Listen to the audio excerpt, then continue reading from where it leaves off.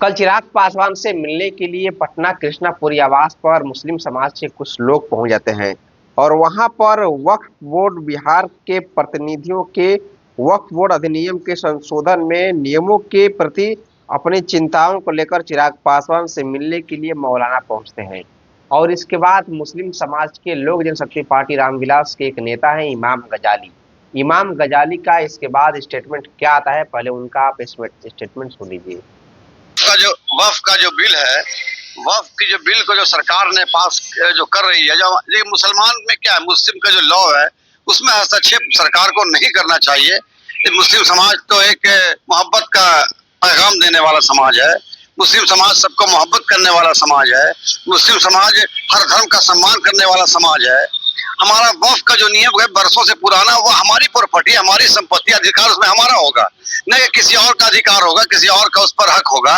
तो इसी को लेकर के सरकार ने उस बिल को लाया था कि इसको जो वक्फ की जमीन जो होगी उसका जो मालिक होगा वो जिला अधिकारी के नियम के साथ ही वो वक्फ चलेगा। और उसमें काफी बदलाव के इसमें काफी उसमें नुकसान मुस्लिम समाज का और हम सबका है उसके अंदर। तो मैं चिराग पासवान का शुक्रिया अदा करूंगा, और जो जिस तरह से स्वर्गीय रामविलास पासवान जी खड़े हुए थे समाज के लिए, मुसलमान समाज के लिए, आज चिराग भी उसी हिसाब से खड़े हैं और इसको सैल्यूट पूरा हिंदुस्तान का मुसलमान करता है उनको। दूसरी बात बता दूं, चिराग पासवान ने जब आपत्ति किया, उन्होंने बोला कि इस बिल को पास करने से पहले कमेटी बनाया जाए ताकि उसे एक बहस हो, एक सारे लोगों को, धर्म गुरुओं को बुलाया जाए, उसे कुछ समझा जाए।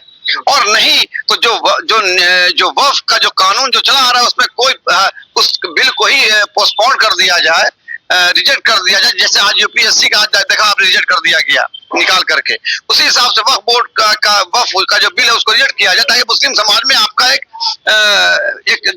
छवि जो है वो बरकरार रहे, जो एनडीए सरकार की है। मैं भी एनडीए सरकार में हूँ, लेकिन मैं बता दूं, पहले मैं मुसलमान हूँ। एनडीए सरकार में हूँ जरूर, लेकिन मैं मुसलमान हूँ।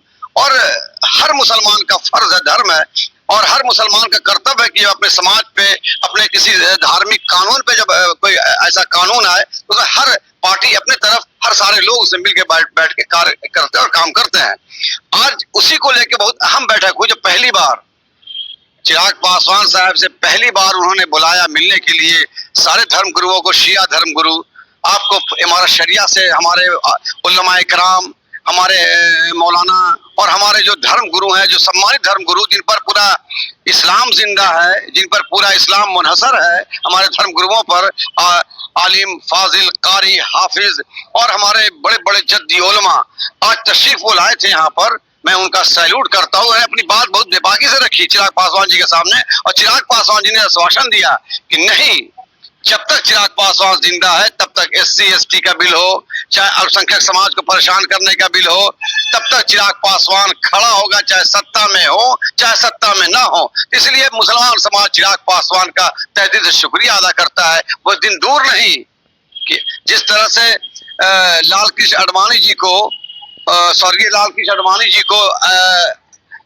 अरेस्ट किया गया था इनके द्वारा, लालू जी के द्वारा। तो मैं सुनिए, और आज वो दिन दूर नहीं जब चिराग पासवान के लिए मुस्लिम अगर वक्फ का बिल अगर रिजेक्ट हो जाता है तो सारा श्रेय चिराग पासवान को ही, जिसे चिराग पासवान ने ये चीज कि मैं उनके पार्टी का सिपाही हूँ, और सिपाही के होने के नाते मुझे गर्व है कि हमारा नेता, हमारा मंत्री, हमारा राष्ट्रीय अध्यक्ष, हमारा सांसद ने उस बिल का विरोध किया ही नहीं बल्कि आपत्ति की कि ये बिल पास करने से पहले जब बहस हो ताकि आगे की कार्रवाई किसी समाज को तकलीफ ना हो। जी मैं शुक्रिया।